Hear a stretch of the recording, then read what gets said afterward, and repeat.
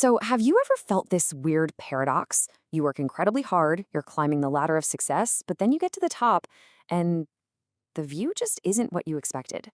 Well, in this explainer, we're going to dig into why that happens and how a blueprint that's over 2,000 years old might just hold the key to a much more fulfilling life. I mean, this question really hits home for a lot of people, right? You land the promotion, you crush the sales target, you cross that finish line, and for a second, it feels amazing. But then, almost right away, that feeling just vanishes, and you're already hunting for the next prize. It's this relentless treadmill that can leave you wondering, am I even running in the right direction? And this really gets to the heart of the problem. So many of us have been taught to measure our lives with a kind of internal scorecard. It's this collection of job titles, salaries, accomplishments, all the things we use to prove our worth to ourselves and to the world.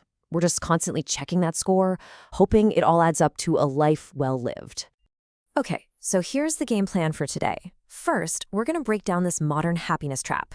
Then we'll step back and ask what happiness actually is, with a little help from some ancient wisdom. From there, we'll look at a practical blueprint for virtue, see how it fits into our lives today, and finally explore a whole new way to light the path forward. All right, let's kick things off with part one, the modern happiness trap. We've really got to take a closer look at this game we're all playing, this constant and frankly often exhausting race for success. The economist Joseph Schumpeter just completely hit the nail on the head with this one. The money, the status, the power, they're not just rewards. For so many of us, they're points on the board. They're a real, tangible index of success that proves we're winning. The biggest problem, though, this is a game that never, ever ends. And, well, this is where our obsession with scorekeeping can get a little dark. According to one study, working all the time isn't always about ambition. Sometimes it's actually a way to self-medicate, a strategy to run away from feelings like anxiety and depression. We just bury ourselves in that scorecard so we don't have to look at what's really going on inside. So if chasing points on a scorecard is a trap, maybe the problem isn't how hard we're working.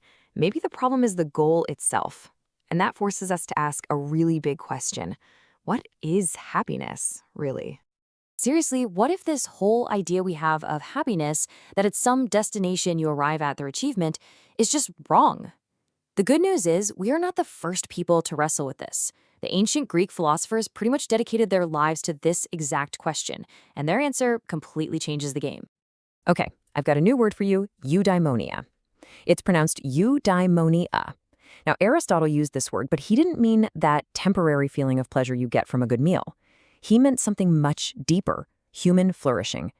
And here is the absolute key. It is not something you get. It is something you do. It's the activity of living a good and virtuous life. And when you put these two ideas side by side, the difference is just wow. Our modern idea of happiness, it's all external. It depends on getting things. Aristotle's idea, it's internal. It depends on your actions and your character. One is a destination you're trying to reach. The other is the way you travel. One is measured by a scorecard. The other is measured by the person you're becoming. Now, flourishing through virtuous activities sounds amazing, I get it, but it's also a little vague. Like, how do you actually do that? Well, that brings us to part three, a blueprint for virtue, and this is where it gets really practical. I mean, Aristotle makes it super clear right here in his own words. Happiness is an action verb. It's the sum of all your choices, your habits, your conduct. You don't just find happiness, you live it. You build it, moment by moment, with your actions in the world. So how do you act virtuously? Well, this is where Aristotle's genius really shines. He said virtue isn't about being perfect. It's about finding what he called a golden mean. He argued that every virtue is just the perfect balance point between two vices, one where you don't do enough and one where you do way too much. And finding that balance isn't something you're born with. It's a skill you have to practice, kind of like learning to play the guitar. Let's just take courage as an example, right?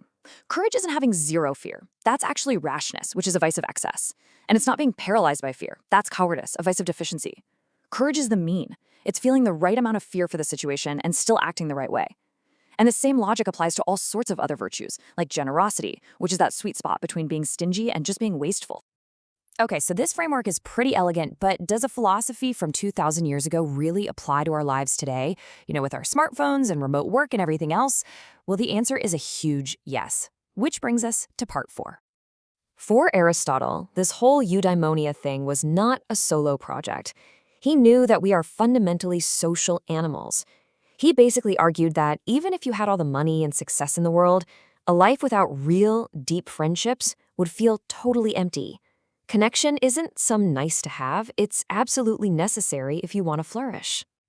And get this, modern data totally backs him up.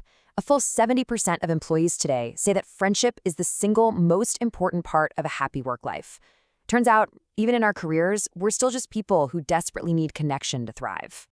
So let's bring this all home. You can actually use this golden mean idea as a kind of diagnostic tool for your own life.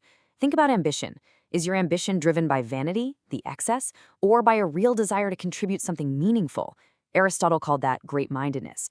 Or what about conflict? Do you avoid it at all costs, or are you assertive when you need to be? This framework just gives us a whole new lens to look at our own actions. And that brings us to our final section, lighting the way forward. It's time to kind of reimagine our entire approach to a good life and really move on from that old broken model. And here it is, the ultimate takeaway. The answer isn't to just swap your old scorecard of money and status for a new virtue scorecard, no. The goal is to get out of the score-keeping business altogether, to stop measuring your life and to just start living it. You've got modern thinkers like Arthur C. Brooks who are doing fantastic work, bringing this ancient wisdom into the 21st century. And a big part of their argument is that we need to fundamentally change the metaphors we use for our own lives and our own progress. And that shift leads us to a new, and I think much more beautiful, metaphor. Now, this one comes from the Buddha, but it perfectly captures the spirit of eudaimonia.